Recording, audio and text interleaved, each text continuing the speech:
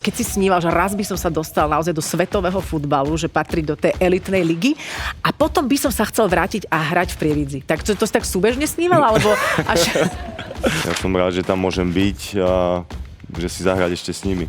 Chodívaš s nimi aj na pivo potom, že ste ako páči? Mali sme nejaký team building. Team building sa tomu vyslovene hovorí. Spať už chodím nejaké 3 roky okolo medzi 9 a 10. Pozerám, koľko je teraz hodín. No, ale ťa začne ťa brať za chvíľku. No tak okej. Čiže máš zalepené ústa a oblepený nos. Áno. Uši nechávaš tak. Ale jak si chrápal, keď si mal zalepené všetko? No, dá sa. Tiež som si myslel, že nie, ale... To má byť proti chrápaniu. Tiež som si myslel, že nie, len... Myslíš, že keby som ja začala doma chrápať, že by som aj ja mohla spať oddelenie?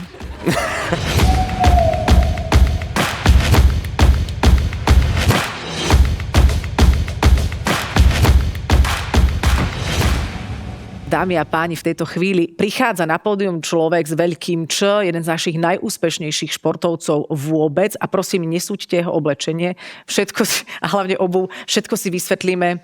Prichádza naozaj v plážovej obuvi. Juraj Kucka.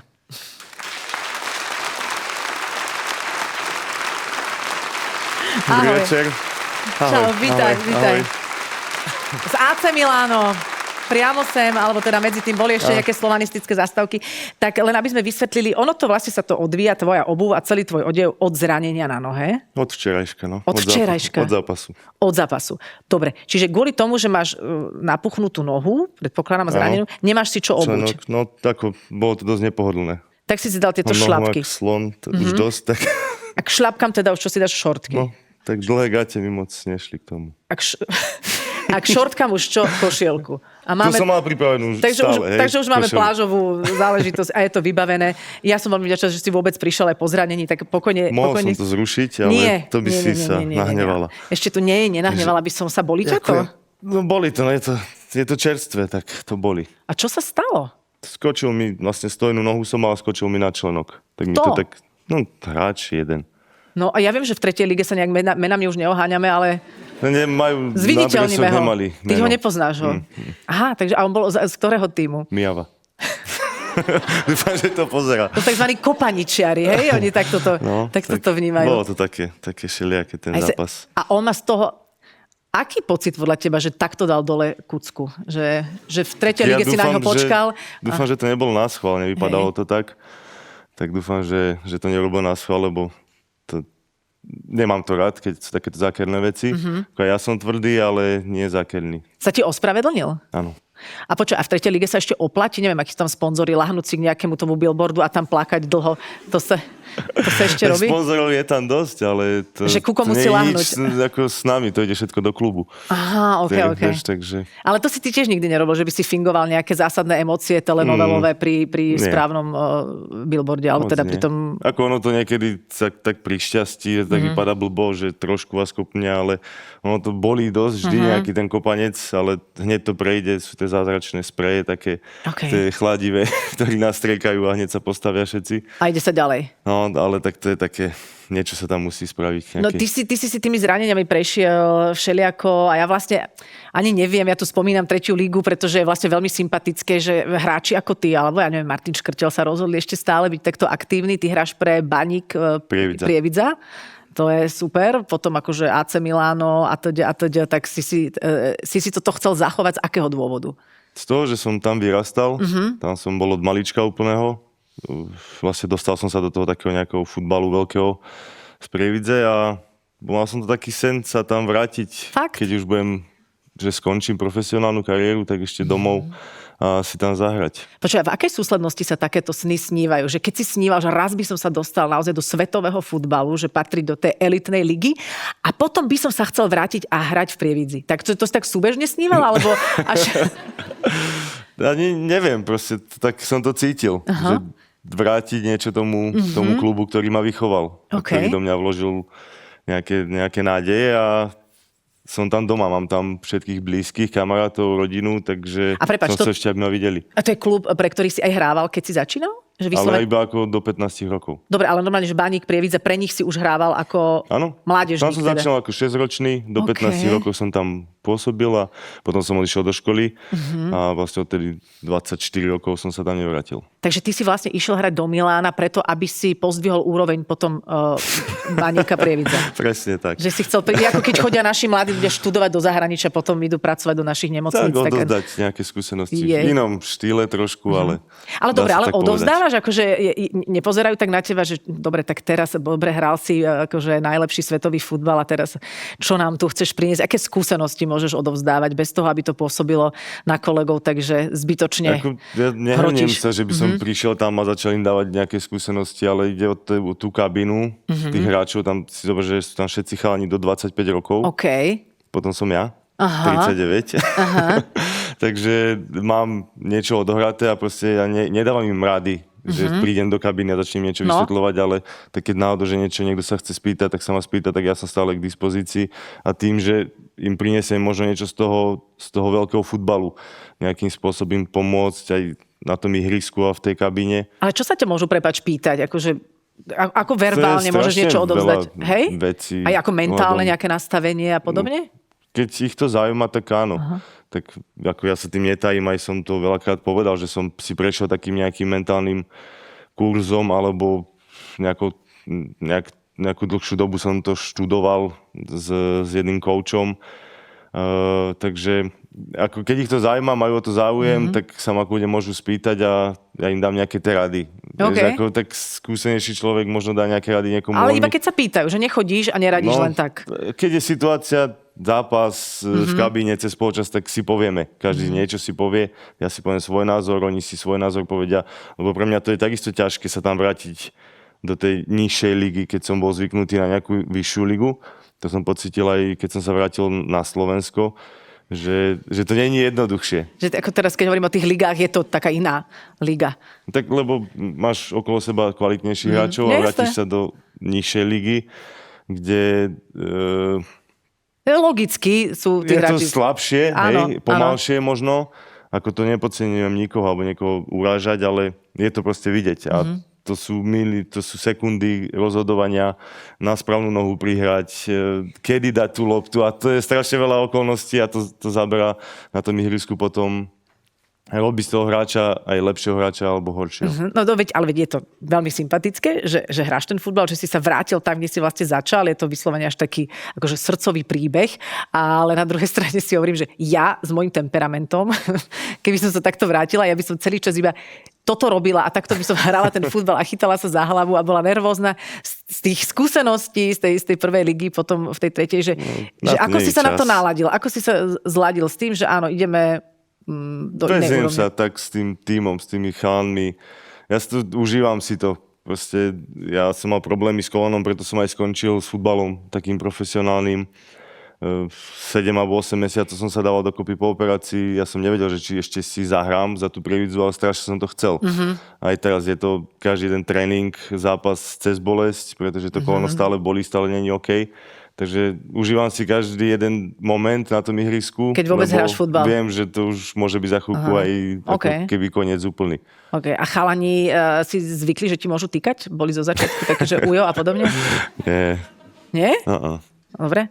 A správajú sa k tebe inak na tom ihrisku? Že majú voči tebe väčší rešpekt? Alebo ako vidno, že na Mijave, teda Mijava nemá rešpekt, ale že ináč... Ja, tak to bol super. Jasné, že nemá ale problém. Nie. No víš, lebo podľa mňa aj super by mohol okolo teba tak ísť, že to je kucka. Mohli by, tak, ale tam sa bije o body, takže dobre. Tam to ide všetko bokom aj.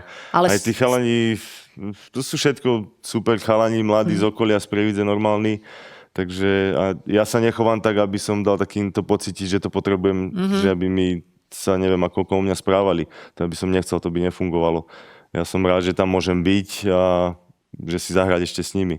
A chodívaš s nimi aj na pivo potom, že ste ako parti?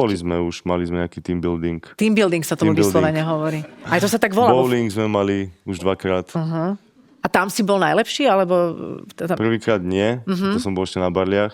To som hádzal tak všeliak, tak, a potom áno. Tak to nevedeli, že ešte, že čo je vo mne. A teraz, keď už som bol zdravý, tak sa mi podarilo vyhrať a boli šokovaní z toho. Že ešte aj v tomto. Nie, lebo sú tam vždy 2-3 takí, čo vždy sú vo finále. No a teraz mi sa podarilo, sa mi darilo vtedy, tak boli takí sklamaní. Sa tešili, že aspoň niekde by ťa mohli ako trošku presiahnuť, ale nepodarilo sa. A ty s tým zdravím funguješ ako naozaj, myslím si, že veľmi disciplinovane, nielen kvôli kolenu, ale tak celkovo, že ty si asi aj vždy bol veľmi fit žijúci a keď si pozriem tvoj Instagram, tak minule normálne na mňa vyskočilo, že čo ty ráno všetko robíš. Ja neviem, či poznáte tie videá, ak niektorí ľudia vstávajú 4:20, aby nakváskovali chlieb, popri tom si urobili, neviem, aké všetky možné rutiny, červené svetla a neviem čo. A potom až zobudia tie deti. A no ty tiež stávaš veľmi skoro a tiež máš celkom dobrú rutinu. Tak to je roky toho všetkého, čo som sa naučil za ten život a som zmagorený trošku z toho, no. Čo ti poviem? To je teraz už mi to otázka. tak zostalo, proste ja to potrebujem. Ja bez toho neviem fungovať. Ja sa zobudím a potrebujem sa nejakým spôsobom rozhýbať, alebo počas toho dňa si zacvičiť. Keď si zacvičím, tak som nervózny, lebo mi to chýba. No. Dobre, ale byť zmagorený, to je otázka, že si zmagorený, tak by to malo byť. Možno sú zmagorení tí, čo nevstanú, nič nerobia, hej, že tá tak zmagorenosť... každý má svoje nejaké návyky.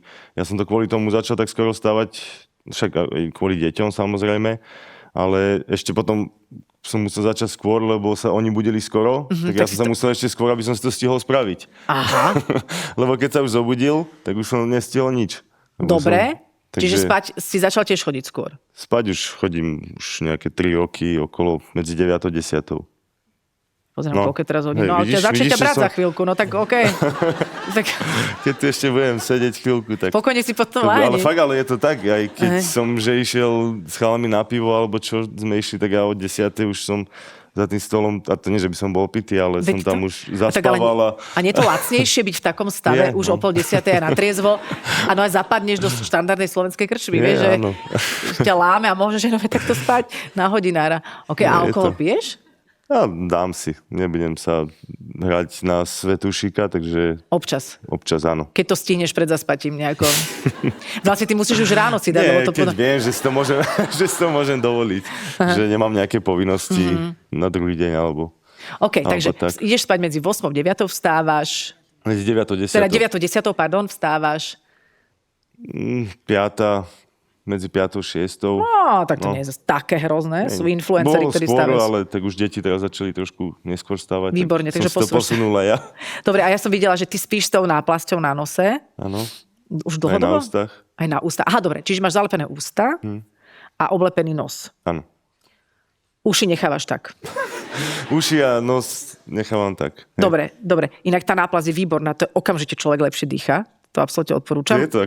Ja to cítim. Niekto nie, ja áno. No jasné. A je to teraz taký akože nový trend, ale vo svete svetového futbalu elitného to už dávno fungovalo? Že tu už roky takýto oblepený spávaš? Ja som začal nejak 2016, 17 možno. Som sa prvýkrát tomu nejako dostal k tým ústam. A vtedy ešte neboli také široké pásky, ako sú teraz. Tak čím si lepil ústa? Ako takým tejpom klasickým. Normálne, že lepiaca páska. Po týždni som musel prestať, lebo som mal celé pery podráždené, potrhané. A teraz sú také pásky na to, že to si nalepím a ráno len sa tak ako keby jazykom dotknem a trošku tá slina to úplne povolí. Že nemám to podráždené. A tak som si na to zvykol. Mi to pomáha.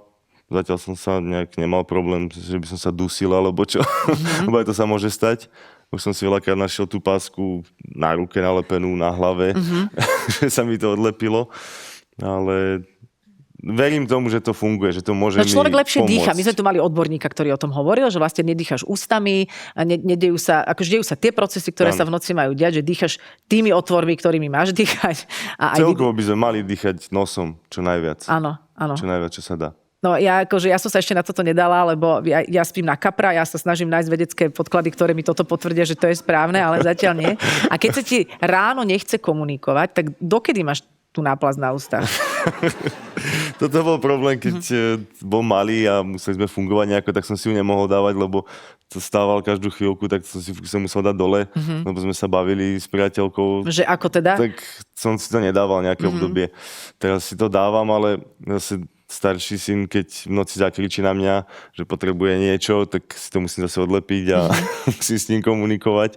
Takže je to také Akože pantomimicky to nevieš s tým ešte, že akože... V noci, nie. A to môže byť aj strašidelné pre deti. No a ty vstaneš, toto si všetko poodliepaš, čiže si dobre okysličený a dáš si... No aký je ten postup ďalej? Dáš si nejaký drink, si urobíš taký zdravý? Citronovú vodu, teplú, so solou, medom.